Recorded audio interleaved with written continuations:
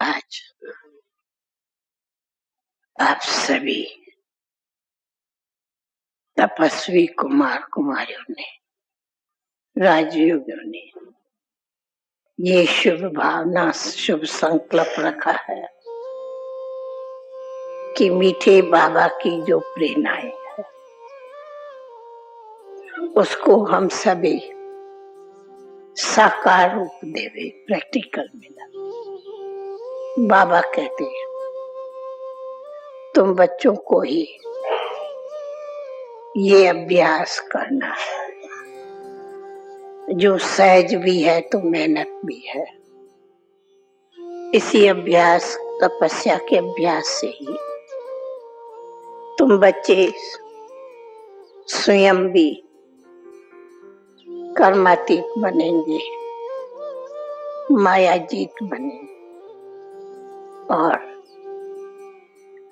तत्वों का भी कल्याण करेंगे, विश्व का भी कल्याण करेंगे। ये शुभ भावना जो आप सभी आज प्रैक्टिकल में करने के दृढ़ संकल्प किया है, तो ये दृढ़ संकल्प ही हम सबको ऐसी दृढ़ स्थिति का अनुभव करा। तो आप सभी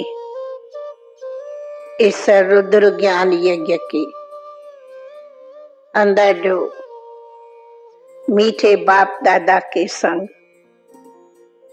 14 वर्ष जैसे कि तपोवन में रह के तपस्या योगी करे, वैसे ही बाबा ने था तपोवन, कराई तपस्या, परंतु सहज और सरल रीति से, न कि हठ योग से। आप सभी ने यज्ञ की हिस्ट्री अनेक बार सुनी, जिसमें ये 14 वर्ष के तपस्या के भी कई बार समाचार सुना। फिर भी आप हमारे अनुभव सुनते तो हम भी थोड़ी पॉइंट से सुनाते, शॉर्ट में सुनाते। सबसे पहले नंबर,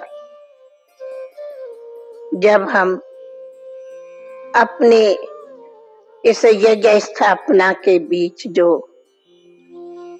2 साल कई प्रकारों के अपने लौकिक अथवा समाज से जो सामना करना पड़ा, वो करीब 2 साल चला।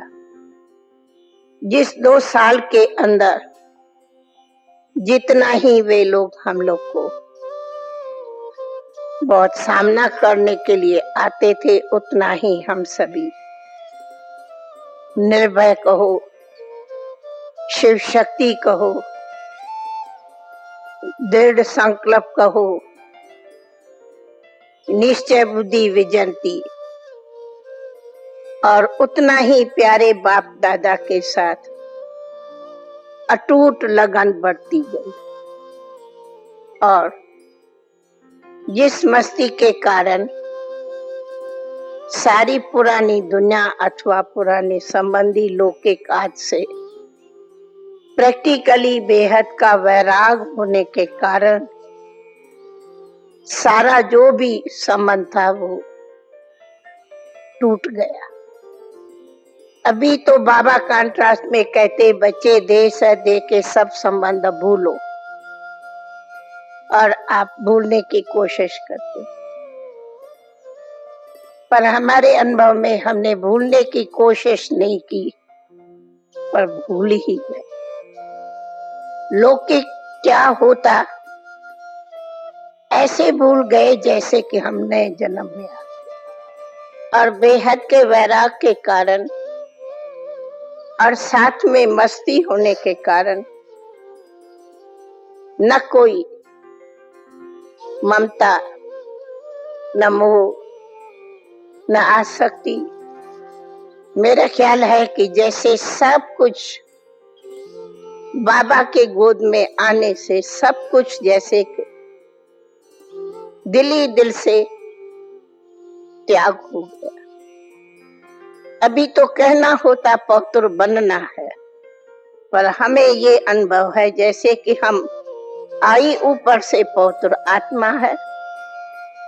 पवित्र आत्मा को कोई पतित छू भी नहीं सकता, देख भी नहीं सकता, आप सामने भी नहीं आ सकता।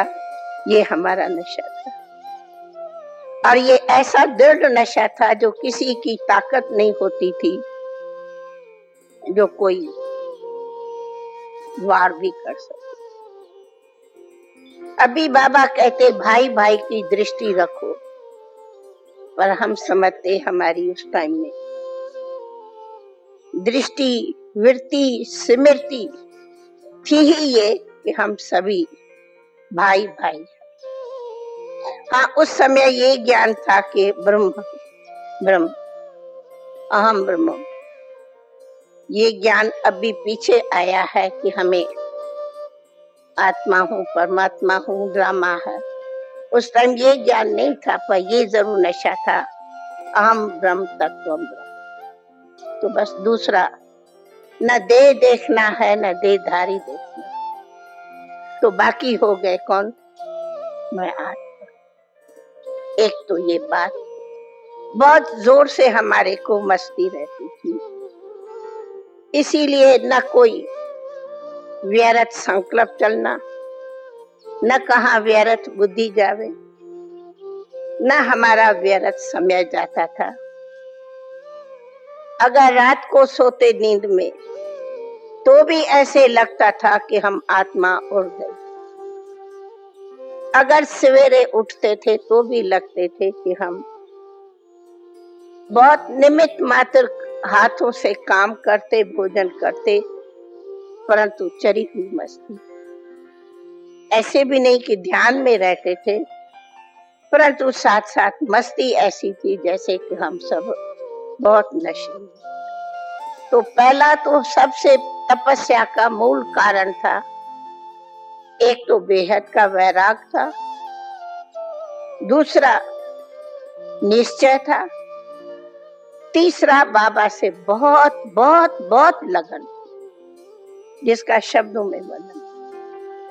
कोई दुनिया की ताकत नहीं थी जो उसी लगन को कोई तोड़ सके। उसी प्यार के सागर में हम सभी डूबे हुए रहते। तो ऐसी मस्ती में रहने से कि हमें बाबा को बैठ करके, जो आज भी मूल्यों में बहुत बाबा कहते, बच्चे प्लीज अटेंशन, मैं समझती हूँ इतनी भी बहुत कहने की बाबा को दरकार नहीं रहती थी, इतना हम सब मस्त स्वयं रहे। जिसका गायन है गोपिया मस्तानी, जिसका गायन है कि अतीन्द्रिय सुख पूछना हो तो गोपियों से पूछो। वो हमारी लगन उसी आदि समय से, और वह इतनी पक्की बाबा ने दे दी जो आज तक उसको कोई तोड़ने वाला नहीं। तो अतीन्द्रिय सुख की भी अनुभूति उस समय रहती थी। तीसरा, हमें ये ज्ञान नहीं था कि सूक्ष्म वतन क्या होता, परंतु हम प्रैक्टिकल में अपने को सदैव ऐसे देखते थे कि जैसे आज भी बताते, सूक्ष्म वतन में ब्रह्मा, विष्णु, शंकर तीन देवता हैं, और शंकर को तपस्वी मूर्त कहते। तो हम ऐसे समझते थे कि हम सूक्ष्म वतन के तपस्वी मूर्त शंकर पार्वती की तरह हम बहुत ऊंचे वतन में, हम भी ऐसी सब पार्वतियां शिव की तपस्वी। आप कहो तपस्या में क्या याद रहता था? बस सिर्फ शिव बाबा, कुछ भी दूसरा याद। और इतनी शक्ति और तेज रहता था, जो कहा जाता है कि बाबा जो कहता है ना, बच्चे तुम्हारी तेजस्वी मूर्त हो, हम सचमुच ऐसे ही। एक दो को देखते थे तो ऐसे लगता था कि मस्तक में मणियां चमकती है और मणियों को ही देखते थे। दूसरा, ये थी हमारी जड़ में मस्त। फिर भल यज्ञ में हम सब ड्यूटीज पर रहते, सारी कार्यक्रम सब कुछ यज्ञ में चलता था, जो यज्ञ हिस्ट्रियों में भी आप लोगों ने सुना। हर एक को अपने अपने ड्यूटीज थी, परंतु कहा उस समय और समय में दो अंतर है जो आप लोगों को प्रवृत्ति में रहना पड़ता। एक दूसरा, ये शिव बाबा की आद में इतनी बड़ी मदद थी, जो हम बहुत बाबा के लगन में मस्त थे, उतनी मस्ती आप लोगों के बीच में कम है। पूछते हो तो मैं दो अक्षर में अंतर है। जैसे कोई सचमुच कोई के सामने में भगवान खड़ा हो आंखों में, हमारी स्थिति वो थी कि भगवान हमारे आंखों के बीच खड़ा है। अभी आप लोग कई ज्ञान से प्रश्न पूछते, हाँ मैं आत्मा हूं, फिर कैसे मानूं शिव बाबा? हमें प्रश्न ही नहीं था। हम प्रैक्टिकली उसी में रहते थे कि हम देख रहे हैं भगवान को, बोल रहा है भगवान, सुन रहे हैं भगवान से, अथवा भगवान माना कि हम सामने में सदा बाबा को श्री कृष्ण देखती थी, या तो बहुत ये दिव्य रिश्ता करा। मैं नहीं समझती हूँ, कई सालों तक मैंने बाबा को साकार रूप से भी जैसे देखूं ऐसे देखा होगा, अगर मेरे से पूछो तो। मैं सदैव देखती थी, जब घड़ी भी सामने देखूं, चाहे सोऊं, चाहे उठूं, चाहे नींद हो, चाहे पैर हो, हम नहीं पर हमारे सभी साथी, हमारे सामने भगवान खड़ा है। और उस टाइम हम कृष्ण को भगवान कहते थे या ब्रह्म, दूसरा ज्ञान था नहीं जो हम आगे बोले। कृष्ण भगवान है और ब्रह्म ये मस्ती। तो क्या था कि जिसके सामने में निरंतर आंखों में बाबा बसा, आप सोच सकते हो, तो बस बाबा ही आंखों में बसता है, नैनों में बसता, दिल में समाता, सपनों में आता, नींद में आता, खाते आता, उठते आता, बैठते आता, काम करते आता। दूसरा कुछ था ही नहीं जो हम कुछ दूसरा बने। इसलिए अभी तो प्रोग्राम से रिकॉर्ड बजता है कि 3:30 बजे। उस टाइम में ये भी कोई प्रोग्राम नहीं था कि कोई 3:30 बजे रिकॉर्ड बजना। हमें याद है कि हम बहुत करके 1-2 बजे, मोस्टली 1-2 बजे उठ करके और एकांत में तपस्या में घंटों के घंटों बैठे रहते थे। कैसे समय बीत जाता था, कोई देह का भान।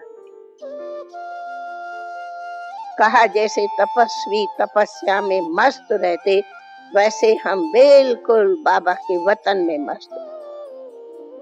और क्या होता था, बस सदैव समझते थे कि बस हम तो अभी ज्ञान है करके बिंदु ज्योति पर माना हम आत्मा ज्योति है, ये तो समझ। तो रात को भी अगर हम लोग 1 बजे उठ करके बैठते थे, तो अभी तो पुरुषार्थ करते, भाई जागेंगे पीछे चलेंगे, आराम तो नहीं, झुटका तो नहीं। मैं नहीं समझती हूँ, हम कभी ऐसा एक दो को कहते थे भाई 1 बजे उठेंगे, झुटका तो नहीं।